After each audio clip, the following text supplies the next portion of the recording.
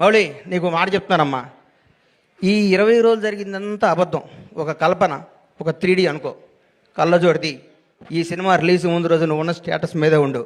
నేను అలాంటి దగ్గరికి వస్తారు, మౌళి గారు మీరు 6 అడుగులు హైట్ ఉన్నారండి, మీ ముందు విజయ్ దేవరకొండ మహేష్ బాబు ఏం పనికి వస్తారని అంటారు. అవన్నీ నమ్మకోకు. నువ్వు ఒక చంద్రమోహన్ లాగా ఇండస్ట్రీని ఏలాలని కోరుకుంటున్నా. గ్రేట్ లెజెండరీ యాక్టర్ చంద్రమోహన్ గారు ఏమి సినిమాలు తీశారు, చచ్చిపోయేదాకా యాక్ట్ చేశాడు. అది వాస్తవాన్ని నమ్మమ్మ. మీ ఎవరు మీది గాజువాక, మీ గాజువాక బేస్ని మర్చిపోకు. ఈ ఫిలిం నగరు, ఈ సినిమా, ఈ ట్వీట్లు, ఈ ఫోటోలు, ఈ పొగడతలు ఇదంతా అబద్ధం. ఇంటికి వెళ్ళావని వాస్తవానికి వెళ్ళిపో.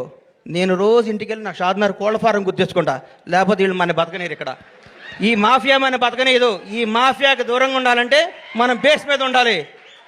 తప్పకుండా ఎవడు బాగుంటే అబ్బబ్బబ్బబ్బ ఎంత పొడుగుందా ఆయన అంటారు. నువ్వు నమ్మకో. నేను 5 అడుగుల హైటే ఉన్నాను, నేను మంచి నటుణ్ణి, నేను చంద్రమోహన్ లాగా ఉండాలి అనుకో. ఒకటి గుర్తుపెట్టుకో, నాకు ఒకటి గుర్తు బాగా. మెగాస్టార్ చిరంజీవి గారికి 1 ఇయర్ గ్యాప్ వచ్చింది. శ్రీకాంత్ అనే సినిమా పెళ్లి సంత తీసాడు అరవింద్ గారు, ఇండస్ట్రీ ఇటు కొట్టారు. అబ్బా శ్రీకాంత్ అని అయిపోయాడు, ఇక అది అన్నారు. ఒక స్టార్ను మనం ఏం చేయలేం. ఎవరో ఒక 100 కోట్లకు మెగాస్టార్ పుడతాడు. అట్లాంటి టచ్లో నువ్వు స్టారుగా, నువ్వు మంచి నటుడివి, నువ్వు మంచి నటుడిగా ఉండాలని మనస్ఫూర్తిగా కోరుకుంటున్నాను. నిన్ను విష్ చేస్తున్నాను, నేను ఆశీర్వదిస్తున్నాను, నేను హెచ్చరిస్తున్నాను. ఈ పొగడతలో నమ్మకో. రౌడీ షర్ట్ ఇచ్చాడు, మహేష్ బాబు ట్వీట్ వేశాడు, బండ్లా గణేష్ అయ్యేశాడు, ఇవన్నీ అబద్ధాలు.